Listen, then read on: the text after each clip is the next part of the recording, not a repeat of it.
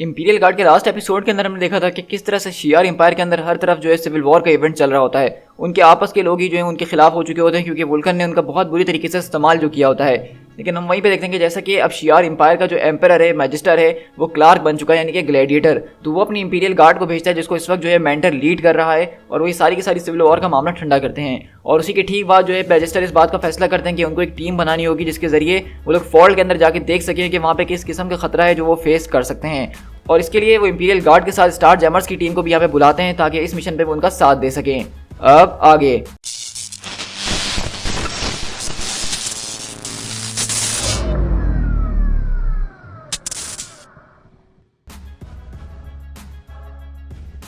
तो कहानी की शुरुआत में हमारे पास चॉड होता है जो कि इस वक्त बहुत ज़्यादा गुस्से में और कहता है कि मेरी किसी भी चीज़ को छूने की कोई ज़रूरत नहीं है। क्या तुम्हें समझ में आ रही है? अगर तुमने कुछ भी छूने की कोशिश करी तो मैं तुम्हारा सर तोड़ के रख दूंगा। और इस तरह देखते हैं कि यहाँ पे वो जो है मेंटर के ऊपर अपना हुक्म चलाने की कोशिश कर रहा होता है। लेकिन मेंटर बोलता है कि मैं हूँ mentor, creator of imperial guard और कमांडर ऑफ दिस मिशन। और चॉड ऑफ स्टार जैमर्स, तुम बहुत ही अच्छे तरीके से जानते हो कि मैं कौन हूँ। तुम मुझसे जो हो तकरीबन 73 बार जो अलग अलग ओकेजन पे लड़ चुके हो। तो इसलिए अगर तुम ये सवाल करके जताना चाह रहे थे मेरे ऊपर या मुझे तंज करना चाह रहे थे तो उसका मतलब अलग है। लेकिन तुम ये अच्छी तरीके से जानते हो कि मैं कौन हूँ। तो इसे चॉड बोलता है मैं तुमसे बस ये कहना चाह रहा हूँ कि तुम इस तरह से मेरे जहाज माँ की इसकी सेटिंग से छेड़छाड़ नहीं कर सकते हो। तो कहता है कि मैंने तुम्हारे जहाज़ के अंदर जो छेड़छाड़ करी है, एडजस्टमेंट करी है, वो एक अच्छे के लिए ही की हैं। तुम्हारा इंजेक्शन रेगुलेटर जो एंटीमेटर पे चल रहा है उसको मैंने और इम्प्रूव कर दिया है। अब तुम्हारा इंजन जो है 8.769% जो है एफिशिएंट हो चुका है।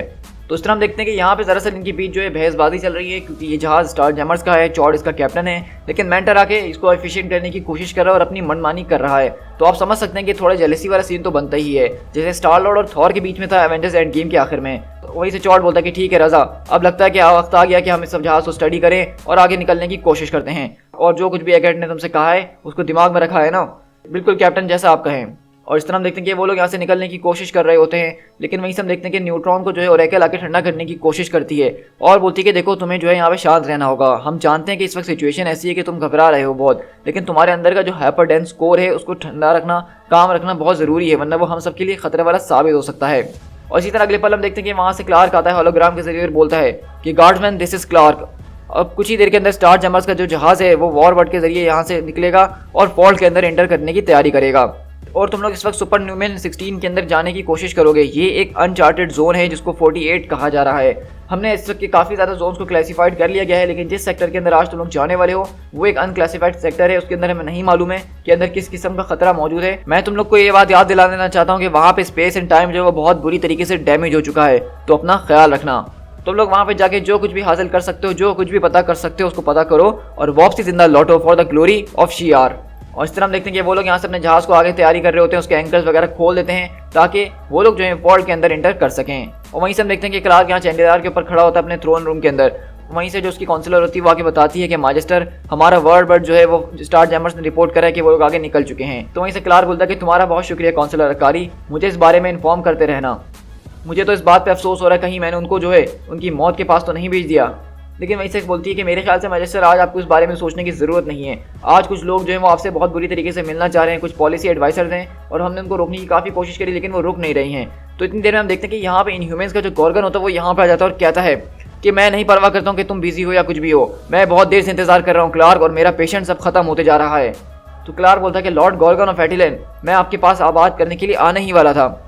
लेकिन गॉर्गन यहाँ पे गुस्से में होता है और कहता है कि क्वीन मेडुसा इस वक्त आपको चाहती है कि फौरी तौर पे आप शियार की तरफ से वहाँ पे उनको रिप्रेजेंट करें, वरना अगर आपने उनकी बात नहीं मानी तो हम इसको बगावत समझेंगे।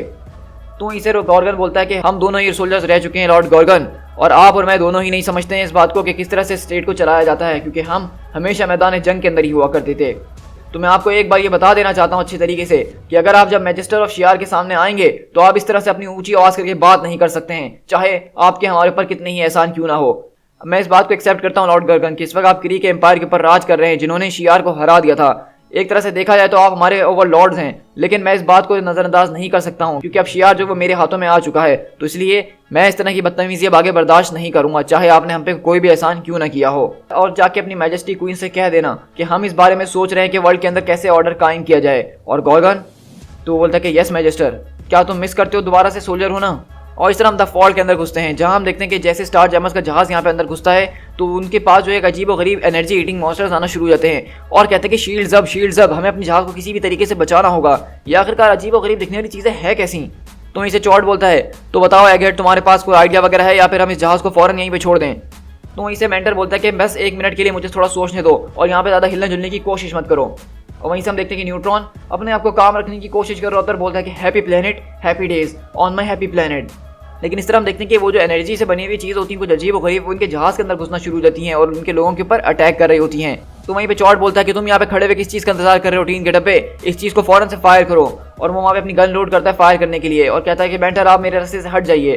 तो वहीं से मेंटर बोलता है कि नहीं वार स्टार, तुम ऐसा कुछ भी नहीं करने वाले हो, तुम इस क्रिएचर को शूट नहीं करोगे, ये डायरेक्ट ऑर्डर है, तुम एक कंटेनमेंट फोर्स बनाओ और उसको फौरन से कैद करो।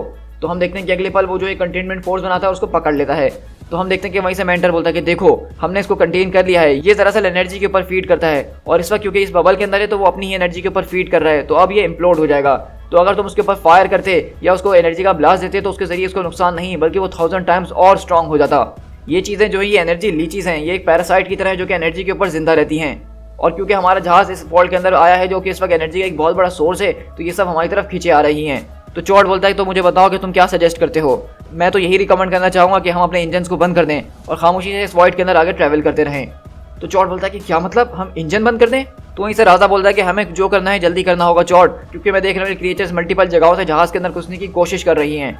तो चॉट बोलता है कि ठीक है बंद कर दो, जैसा मेंटर ने कहा हम खामोशी से आगे बढ़ेंगे राजा। और इस तरह हम देखते हैं कि वो लोग जहाज़ के अब इंजन को बंद कर देते हैं और जैसे वो इंजन की पावर को बंद करते हैं तो वो लीचेज जो उनसे दूर चले जाती हैं, क्योंकि वो यहाँ पे सिर्फ इनको मारने के लिए नहीं बल्कि अपनी एनर्जी को फीड होने के लिए आई थी, वो अपने आप को फीड करने के लिए आई थी। और इस तरह मेंटर बोलता है कि देखा तुमने कैप्टन चॉट, मैंने क्या कहा था कि जब उनका इंटरेस्ट यहाँ पे खत्म हो गया तो वो हमसे दूर चले गई हैं। मीनवाइल मैं सामने देख रहा हूँ कि हमारे पास कुछ प्लेनेटरी बॉडीज नजर आ रही हैं जिसके ऊपर हम लैंड वगैरह कर सकते हैं और पता कर सकते हैं कि आगे क्या हो रहा है। तो वहीं से चॉट मेंटर को बोलता है कि तुमने वाकई में एक बहुत ही बढ़िया काम करा, तुम काफ़ी स्मार्ट हो।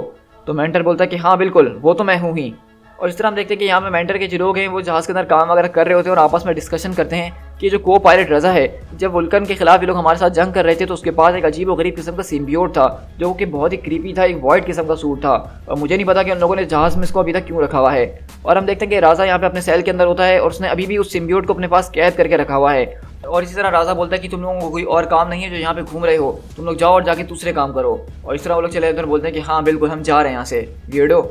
और हम अगले पल देखते हैं कि यहाँ पे चौड़ आता है और बोलता है कि कैसा चल रहा है सब ओल्ड बड़ी। तो बोलता है कि सब कुछ बिल्कुल ठीक है, लेकिन मुझे इस चीज़ को इस जहाज़ पे रखना बहुत ही ज़्यादा से नफरत हो रही है। ये चीज़ जो है मेरे ऊपर हावी हो गई थी और उससे मुझसे गलत चीज़ें करवाई थी। इसने जो है मुझे अपने लिए एक पपेट के तौर पर इस्तेमाल करा था और मुझे नहीं पता था कि इसको कितना ज़्यादा उसमें मज़ा आ रहा था ये सब हरकत करने में, जबकि मैं अंदर से तड़प रहा था और उसको रोकना चाह रहा था। तो यहीं से चौड़ बोलता है कि मैं बहुत अच्छे तरीके से जानता हूँ राज, कि इसने तुम्हारे ऊपर काफ़ी गहरा असर डाला है और मैं इसके लिए इसको अपने साथ लेके रखा हुआ हूँ ताकि हम इस नेबुला के अंदर जाके एक सबसे ज़्यादा डीपेस्ट और डार्केस्ट जगह देख सकें जहाँ पे हम इसको छोड़ सकें, ताकि उसके बाद ये कभी किसी और को नुकसान ना पहुँचाए। और यही होता है असली क्लोजर और यही हमारे सोल के लिए बहुत अच्छी बात है। तो वहीं से राजा बोलता है कि तुम्हारा बहुत बहुत शुक्रिया कि तुमने मुझे इतना समझा। और वहीं से हम शिफ्ट होते हैं उस जहाज़ के अंदर जहाँ पे एक चॉट बोलता है कि attention attention we got a contact, ये एक किस्म का टारगेट हो सकता है। तो वहीं से मेंटर बोलता है कि मेरे सेंसर्स ने इसको कंफर्म करा है कि ये एक किस्म का जहाज़ है। तो वहीं से वो बोलता है कि करेक्शन, ये एक बहुत ही बड़ा जहाज़ है जो कि बहुत तेज़ी से हमारी तरफ बढ़ रहा है। तो वहीं से चॉट बोलता है कि इन सारी चीज़ों को देख के मैं यही कहना चाहूँगा कि मेरे ख्याल से हमें कॉम्बैट के लिए रेडी रहना चाहिए, शील्ड्स अप। और वहीं से वो लोग सारी की सारी तैयारी कर रहे होते हैं जहाज़ से लड़ने के लिए जो भी कोई चीज़ इनके सामने आ रही है। लेकिन हम अगले पल देखते हैं ओरेकल बोलती है कि कॉन्टैक्ट एस्टेब्लिश। लेकिन आखिरकार मेंटर ये चीज़ क्या है, क्योंकि हम देखते हैं कि वहाँ पे एक अजीब और गरीब चीज़ होती है जो कि एक जहाज़ भी नहीं लग रही होती और एक अजीब और गरीब मॉन्स्टर टाइप की चीज़ है। लेकिन ये जो इनका जहाज़ जो कि ऑलरेडी पहले ही बहुत बड़ा है, ये उससे बहुत ही ज़्यादा बड़ी है। तो इसे मेंटर बोलता है कि इसको देख के यही लग रहा है कि ये एक बायो ऑर्गेनिक है ओरेकल, और उसके अंदर से एक एनर्जी बिल्डअप भी मुझे नजर आ रहा है। जरा एक मिनट, ये तो हमारे ऊपर फायर कर रहे हैं। और इस तरह देखते हैं कि वो जो भी चीज़ होती है उनके ऊपर फायर करना शुरू कर देती है, जो कि सारा का सारा हिट उनकी शील्ड्स ले रही होती हैं, लेकिन इनकी शील्ड्स इतनी मजबूत नहीं होती हैं कि इतनी ज़्यादा फायर को बर्दाश्त कर सकें। और वहीं से वो बोलते हैं कि बस हम ज़्यादा बर्दाश्त नहीं कर पाएंगे, हमें से निकलना होगा। लेकिन इतनी देर में उनके इंजर्ड शट हो जाते हैं और हम देखते हैं कि वो जो जहाज़ होता है, वो जो बड़ी सी चीज़ होती है, वो एक ट्रैक्टर बीम मारती है और उनके पूरे के पूरे जहाज़ को अपने अंदर ले जाती है। तो वहीं से वो लोग बोलते हैं कि मुझे समझ में नहीं आ रहा कि हमारा तो जहाज़ यहाँ पे बर्बाद हो चुका है, वो बंद हो चुका है, तो उन्होंने हमें मारा क्यों नहीं, उन्होंने हमारा काम तमाम क्यों नहीं करा। तो वहीं से वो लोग बोलते हैं कि अगर हमने जल्द से जल्द जहाज़ के अंदर आग नहीं बुझाई तो हमारा तो वैसे भी काम खत्म होने वाला है। तो वहीं से चॉट बोलता है कि मुझे कोई अच्छी खबर देगा, क्या हम ड्राइव्स को रीसेट कर सकते हैं, उसमें कितना टाइम लगने वाला है। तो स्मैशर बोलता है कि हमें मिनिमम 30 मिनट्स लगेंगे रीबूट करने के लिए। तो मेंटर बोलता है कि मैं उस सारे के सारे काम को जो 17 मिनट के अंदर कर सकता हूँ, इंजेक्शन कैपेसिटी को रिकन्फिगर करके। तो वहीं से चॉड बोलता है कि मेरे ख्याल से ये भी हमारे लिए इतनी ज़्यादा जल्दी साबित नहीं होने वाली है, हमें इससे भी ज़्यादा जल्दी कुछ करना होगा। और इस तरह देखते हैं कि इन लोग का जो जहाज़ होता है वो उसके अंदर खिंचा ही जा रहा होता है, और वो अंदर से एक गुफा टाइप की चीज़ होती है जो कि बहुत ही अजीब और गरीब और घिनौनी लग रही होती है। और इस तरह हम देखते हैं कि वो लोग जहाज़ का दरवाज़ा खोलते हैं और 2 मेंबर बाहर जाते हैं, प्लूटोनिया और फ्लैश ड्रैग वगैरह, ताकि वो पता कर सकें।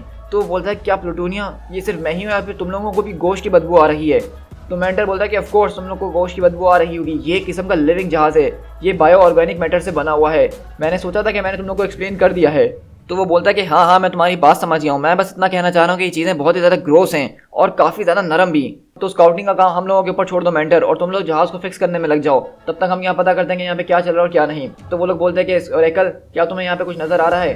तो कहती नहीं फ्लैश फायर, यहाँ पे कुछ खास मुझे नज़र नहीं आ रहा है, यहाँ पे कोई क्रू नहीं है, यहाँ पे कोई दिमाग नहीं है जिसको मैं रीड कर सकूँ, यहाँ पे खाली एक एम्प्टी एको है जो कि यहाँ पे गूंज रहा है। यहाँ पे रह के मुझे सिर्फ ऐसा ही लग रहा है कि हम एक ऐसी बॉडी के अंदर हैं जो कि बहुत टाइम पहले ही एक्सपायर हो चुकी है। और इस तरह वो लोग आगे बढ़ रहे होते हैं और पता करने की कोशिश कर रहे होते हैं कि आखिरकार ये क्या चीज़ है जिसके अंदर ये लोग घुस चुके हैं। तो इसे स्मैशर बोलता है क्या तुम लोग को आवाज़ आ रही है? उस तरफ देखो। तो इसे रैकल बोलती है कि नहीं स्मैशर, मैं इसको महसूस कर सकती हूँ, ज़रा दीवारों की तरफ देखो। और अगले पल हम देखते हैं कि जो जहाज़ की दीवारें होती हैं उसके अंदर से कुछ खुलना शुरू होता है, और वहाँ पे अजीब व गरीब जो है मॉन्स्टर्स टाइप की छोटे छोटे बग्स टाइप की चीज़ें आना शुरू हो जाती हैं। हमारे सामने हॉस्टाइल्स हैं, इनसे लड़ने की तैयारी करो। और इस तरह फ्लैश फायर वगैरह जो है इनके ऊपर अटैक करना शुरू करते हैं, और वो बोलता है कि हमें यहाँ से निकलना होगा। तो वो बोलता है कि तुम्हें पता है ना कि मुझे भागने से कितनी ज़्यादा नफरत है एक फाइट के दरमियान।